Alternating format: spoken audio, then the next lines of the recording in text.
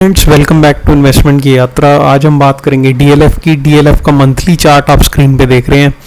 और एनालिसिस शुरू करने से पहले अगर आप चैनल पे नए हैं तो चैनल को सब्सक्राइब ज़रूर कर लें, क्योंकि मेरी डेली वीडियोस आती हैं और मैं स्विंग ट्रेड्स देता हूँ मोस्टली।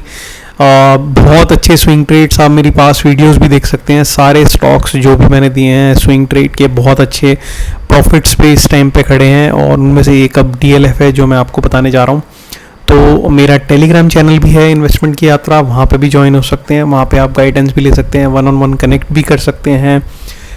टेलीग्राम पे जाएं और टाइप करें इन्वेस्टमेंट की यात्रा। और अभी हम डीएलएफ का एनालिसिस मंथली चार्ट पे करेंगे। और अभी इसने जो क्लोजिंग दी है सैटरडे को 777 पे क्लोजिंग दी है।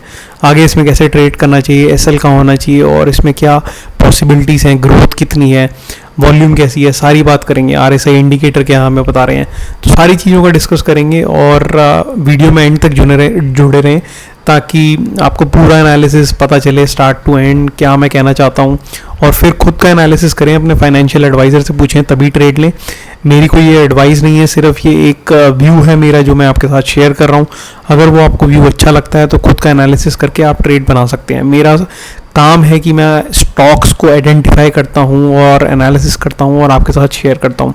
तो अगर ये वीडियो आपको अच्छी लगे, end of the video please like करें, कमेंट करें किसी स्पेसिफिक स्टॉक के बारे में अगर पूछना है तो चलिए फिर शुरू करते हैं डीएलएफ का एनालिसिस मंथली चार्ट पे।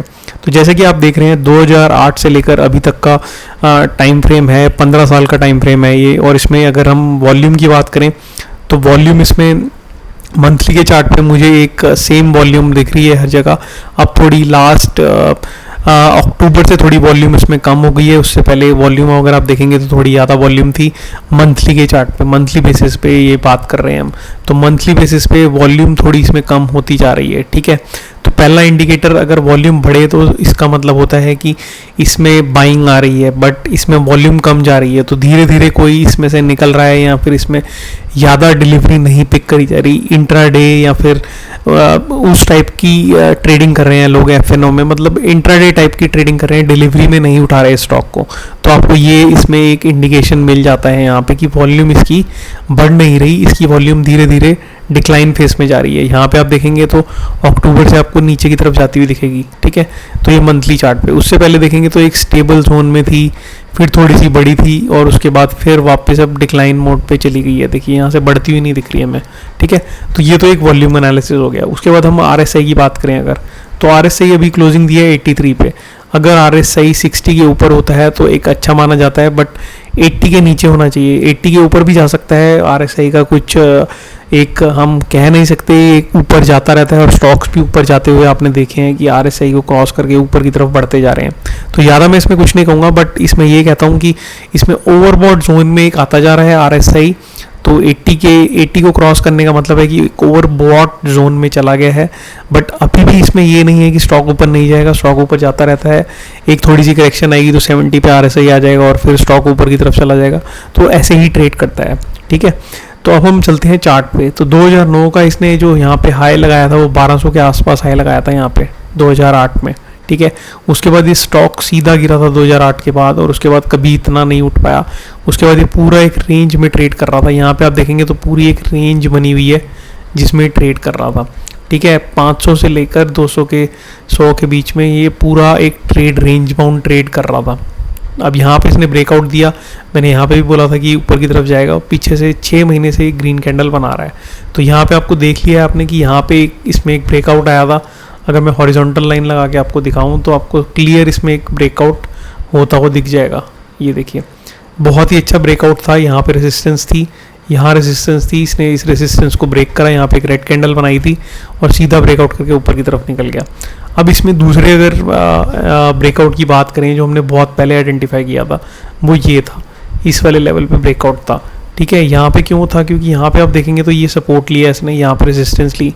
ठीक है, चार्ट नीचे की तरफ था तो ऊपर की तरफ रेजिस्टेंस हो जाती है, फिर रेजिस्टेंस ली, फिर रेजिस्टेंस नीचे आया, सपोर्ट बन गया। चार्ट ऊपर की तरफ निकल जाता है, नीचे आता है तो पीछे वाली रेजिस्टेंस सपोर्ट का काम करती है। तो यहाँ पे इसने सपोर्ट लिया, एक रेंज में ट्रेड करा और सीधा एक ऊपर की तरफ ब्रेकआउट दे दिया। उससे पहले बड़ी वाली रेंज में था, यहाँ से सीधा ऊपर निकला, इसको ब्रेक करा, ऊपर की तरफ रेंज बनाई और फिर ऊपर निकल गया। अब इसमें आगे क्या हो सकता है, ये तुमने पीछे बैकग्राउंड की बात कर ली कि कैसा इसमें चल रहा है, ठीक है। तो आगे इसमें क्या हो सकता है, आगे के लिए हमें एक मैं हॉरिजॉन्टल लाइन पे आपको लेवल्स दिखा देता हूँ ताकि आपको पता लग जाए इसमें कि कहाँ पे रेजिस्टेंस है। तो यहाँ आप देखेंगे तो यहाँ पे एक इसमें रेजिस्टेंस दिखेगी आपको ये वाले लेवल पे जहाँ पे रेजिस्टेंस इसने ली है, ठीक है। यहाँ पे क्यों, क्योंकि यहाँ देखेंगे आप गौर से तो ये रेजिस्टेंस और ये सपोर्ट, तो ये दोनों चीज़ें इसी पॉइंट पे आ रही हैं 810 के आसपास। ये वाली कैंडल जो रेड वाली दिख रही है आपको, इसका सपोर्ट जो था 810 पे था और इस वाली रेड कैंडल का जो रेजिस्टेंस थी वो भी 810 पे थी, ठीक है। तो यहाँ पे इसने जो हाई बनाया वो भी 810 का बना के और ये नीचे की तरफ आ गया। अब इसमें ट्रेड ये बनता है कि अगर ये 810 को वापस क्रॉस करता है, ठीक है, 810 को वापस क्रॉस करता हुआ आपको दिखता है, इसमें वापस वॉल्यूम थोड़ी ऊपर की तरफ जाती हुई दिखती है, RSI भी एक लेवल पे सेम लेवल पे आपको दिखता है, तो यहाँ से एक बहुत बड़ी कैंडल बन सकती है और आगे के 2 महीने ये ग्रीन दिखा सकता है आपको, तो यहाँ तक आ सकता है। बट जब तक ये 810 को क्रॉस ना कर दे, 810 के ऊपर क्लोजिंग ना दे दे ये वाले लेवल के ऊपर, तब तक इसमें ट्रेड ना लें। अगर होल्ड कर रहे हैं ट्रेड तो 500 के नीचे का SL लगा के, अगर लॉन्ग टर्म के लिए ट्रेड कर रहे हैं तो 500 के नीचे, शॉर्ट टर्म के लिए कर रहे हैं तो इस वाली कैंडल का जो लो है, इस वाली कैंडल का लो हमें दिख रहा है 704। सो 704 के नीचे का आप SL लगा के यहाँ पे 704 का या 699 का SL लगा के आप होल्ड कर सकते हैं इसको, ठीक है, स्विंग ट्रेड में। बट अगर लॉन्ग टर्म का आपका व्यू है तो 500 के नीचे, अगर आपका स्विंग में है तो 600 के आस 699 699 का SL लगा के आप होल्ड कर सकते हैं। 800 के ऊपर अगर जाता हुआ दिखे तो यहाँ पे आप पोजीशन को ओवर ऐड करके और 800 का SL लगा के इसमें होल्ड करके चल सकते हैं और आपको इसमें आने वाले टाइम में 1200 के लेवल दिख सकते हैं। तो यहाँ से भी अभी 400 पॉइंट की एक रैली बची हुई है, यानी कि 50% अगर 800 पे कंसीडर करते हैं तो 400 पॉइंट की एक बहुत अच्छी रैली आपको DLF में मिल सकती है। तो ये मेरा एनालिसिस था मंथली के चार्ट पे DLF का। होप सो आपको अच्छा लगा हो। अच्छा लगा तो वीडियो को लाइक करें, चैनल को सब्सक्राइब करें और कोई भी आपका क्वेरी है, कोई स्पेसिफिक स्टॉक के बारे में पूछना है तो कमेंट में मुझे बताएं या फिर टेलीग्राम पे ज्वाइन हो जाए। चलिए फ्रेंड्स, मैं मिलता हूँ फिर नेक्स्ट वीडियो में, तब तक के लिए आप सेफली ट्रेड करें। Thank you, bye.